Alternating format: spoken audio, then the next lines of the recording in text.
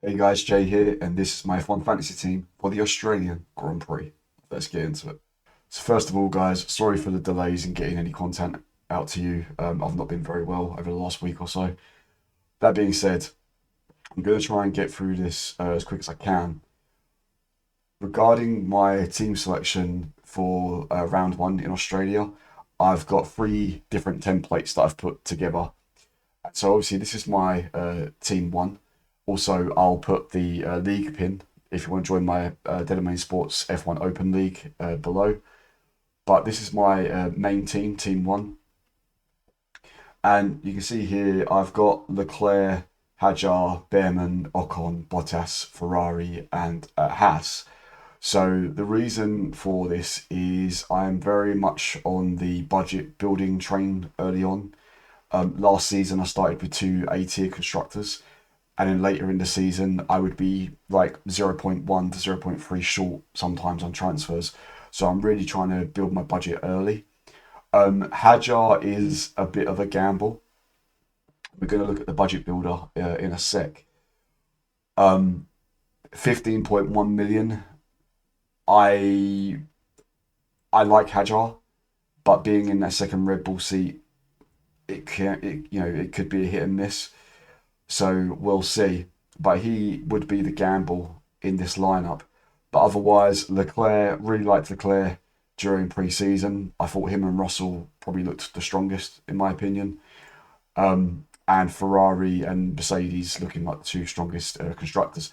The reason I've gone for Ferrari, though, is obviously there's been talks about the Mercedes engines. Although, that being said, all the Mercedes teams will be getting an up-to-date setup. But I don't know, I just feel like the Ferrari engines were a lot more reliable overall. In terms of HAAS, obviously they're using the Ferrari engine, but the reason I like HAAS is their price. I think they're undervalued slightly, and that makes them a good potential for a budget rise, especially with Behrman and Ocon. Behrman at 7.4, Ocon at 7.3. I think there is still going into Australia for a price rise. It does mean running a triple HAAS, and that does come obviously with DNF risks. But I really like the feel of this team, and obviously we've got Bottas, the cheapest asset in the game, and I believe he's got a five place grid penalty going into Australia. So the hope is that he'll basically be starting last. That way, unless he DNFs, he's not likely to get any negative points. So the idea behind this is using HAAS to build my budget, Bottas to basically as a like a bookmark to save on the rest of my budget. Leclerc and Ferrari for the points, and then Hadjar is my rolling the dice in between that top tier B tier line. So I tried to balance out the team as much as I can. Now, what I could do, to be fair, if I really want to go more for budget, I could drop Hadjar and I could go for someone like Liam Lawson, and that would be fine. But obviously, I don't want to fall too behind on points as well. So the idea here is I've got three assets to build my budget, two assets to score my points, an asset to hopefully build budget and score points, and then an asset to basically just sit at the back, just leaving at the back, and use the money elsewhere around the team. So that's for my team one. For my team two, gone slightly different. I've brought in Antonelli for Hadjar. Obviously, Mercedes looked strong during pre-season. Antonelli, his form last year, it started really well. Then it dipped. Then it went good again. I think Antonelli will be more confident this season, and so I'm fine with that. The other reason I've gone for Antonelli is because I could go for a Piastri, but the reason I've gone for Antonelli, I could even go Hamilton, but then I'm running triple Ferrari and triple HAAS, which I think can be risky for DNFs. But having Antonelli there, I think, could be good again for a price rise and a points balance. essentially. My issue that I have with Hamilton, although I think he looks strong for this season, it's only his second season at Ferrari, and last season didn't go quite to plan. And like I say, this would be running 6 Ferrari engine assets. So I just think having Anthony there just balances the team out a little bit, the same as like Hadjar in Team 1. And then for Team 3, I've gone different again. This time I've gone for Russell over Leclerc, whilst keeping Hadjar. Again, I thought Russell looked very, very strong in pre-season. He's one of the favourites after pre-season for the championship. He only 19% owned as well, so a bit of a differential. But again, it does come with Hadjar. I could drop Hadjar, and again, I could like go for Lawson again, like I said earlier. Unfortunately, I can't get to Antonelli, just a little bit short. So it would be Hadjar that I'd be looking at. But again, Hadjar would be the gamble. So those are my 3 team templates. Obviously, things could change during free practice, but I've tried to keep them more or less similar with the same sort of goal in mind. Have a bulk of the team building the budget, have a bit of the team scoring the points, and then just have that one asset to try and, bring in points and budget like gradually over the first few races. Which brings me to the budget builder. So for the Tier A drivers, again, Leclerc and Russell are looking like the top picks for any sort of price rise. If you're new to F1 Fantasy Tools, this is the budget builder page. I'll put a link in the description below. But basically, you can see that we've got the price decreases and price increases, and then what the odds are of them, of the assets scoring that price rise or price drop. Again, same as last season, it's going to be based on the last 3 race performance, but obviously we've not had 3 races yet, so do take this with a pinch of salt. But with 31% likely for Leclerc and Russell, they're the top picks, but also just in pre-season, they just looked good to me.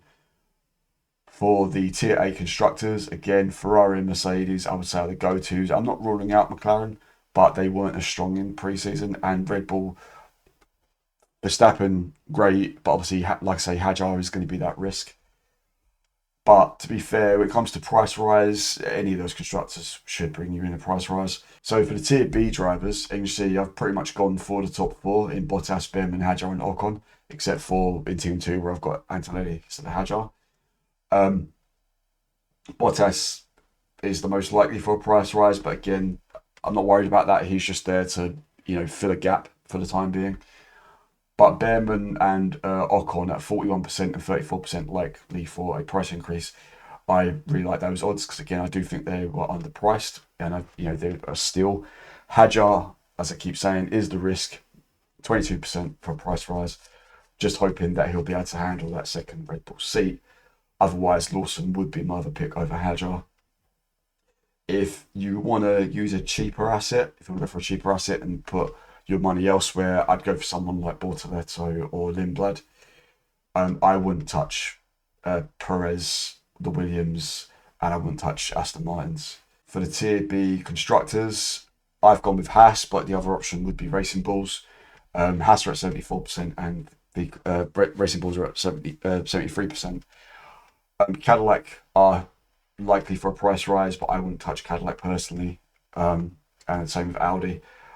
And right now, I wouldn't touch Williams, Alpine, and Aston Martin. And talking of Aston Martin, just as I was preparing this video, F1 Fantasy Tools retweeted about an hour ago, translated to F1 Fantasy, avoid Aston Martin at all costs. And it's this post here by Formula Racers. Aston Martin may only set out to complete the formation lap and a few race laps in Australia per Motorsport. Reliability issues and lack of spare parts make it unlikely that AMR 26 can complete a race distance. So I would not be touching Aston Martin. So, chips. Now, I've got 2 things to show you for chips for this season. I'm going to tell you what my recommended chips are, and then I've got a chip strategy guide for that season I'm going to be following, for partly for myself, but also to hopefully help you. In terms of what chips should you use in Australia, none. It's the first race weekend. Don't use any chips. Which brings me to this, my F1 2026 calendar chip strategy guide. Now, this is something I've put together for myself, but I'm hoping it will give you some ideas.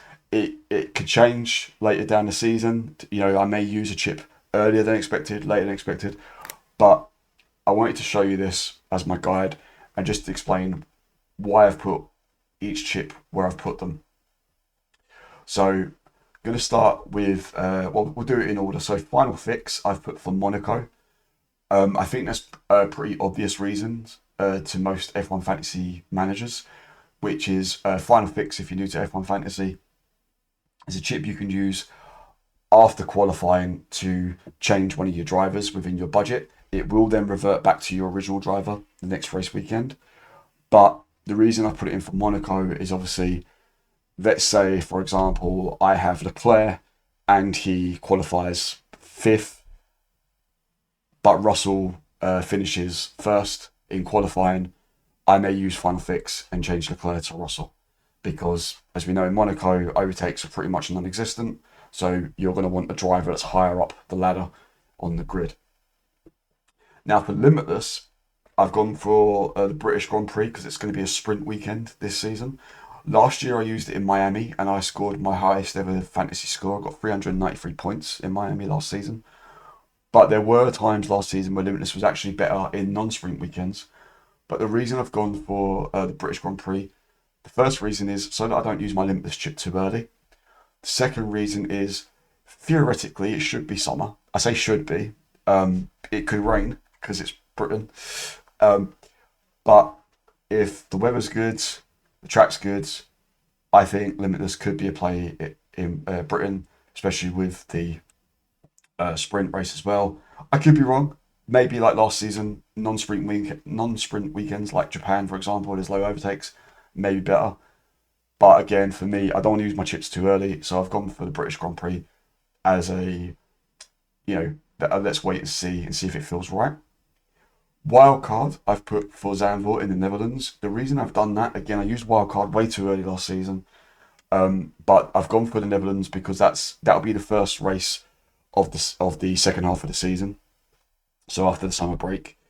And I just think that by then, if I've got the budget, hopefully, rather than have to take transfer penalties, I can just use my wild card, restructure the team, hopefully for a 4A build, and I won't have to take any negative 10s for extra transfers. For no negative, I've gone different. I've gone for Baku and Azerbaijan. No negative, usually you'd be looking at like Monaco, maybe Brazil. It's like street circuits, wet tracks. But I've gone for Baku. It is a street track. Also, there tends to usually be a DNF or two in Baku. And again, it just saves me using it early. And the other reason I've gone for Baku is because for Singapore, I've gone for autopilot. Singapore is a sprint weekend this season. And street track, low overtaken, and I think autopilot could be a play so that, let's say your DRS boost driver is Norris, but he finishes like 4th, but you've also got Leclerc in your team and he finishes 1st, then your DRS boost automatically goes over to Leclerc. So I just think with the sprint weekend as well, and being a street track, I do think autopilot could be a good play for Singapore. And then finally, I've gone for the 3x DRS for Vegas. I was considering Abu Dhabi and I was considering Brazil because Verstappen was amazing for me last season in Brazil. Cota is another option for the ×3 or even autopilot, but I think ×3 for Vegas for me right now, especially if your driver is on pole position or second place, I think ×3 could be a strong play. But again, like I say, I'm trying to use my chips later in the season rather than rushing and using them early. Again, things will change throughout the season. You'll see me move these around throughout the season, but this is where I'm at the start of the season. So if you're here in the UK, it's going to be an early one for us.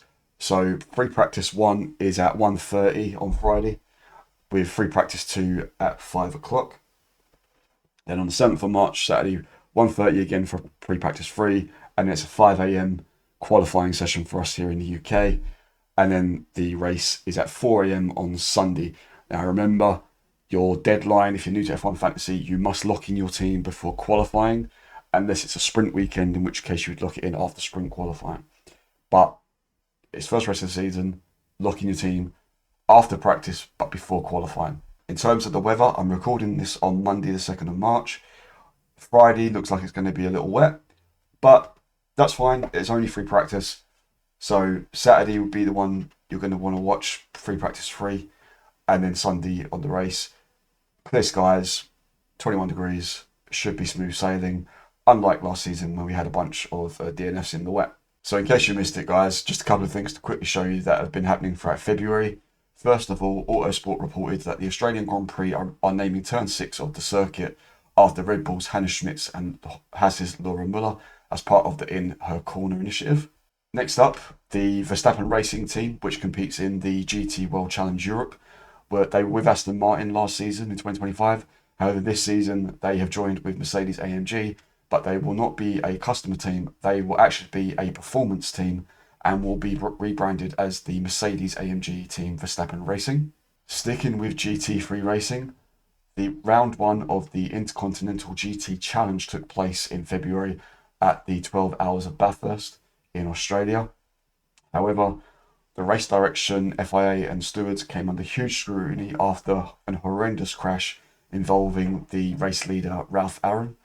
Autosport later revealed that Ralph Aaron has revealed he fractured his back in the frightening crash at Bathurst and has called for a meeting with race control to prevent similar incidents from taking place in the future, and wishing him a speedy recovery. So sticking with motorsport safety, Yuki Tsunoda escaped from a burning car during the San Francisco show run, and Luke Browning credited the HAAS device for saving his neck after a massive crash in Suzuka.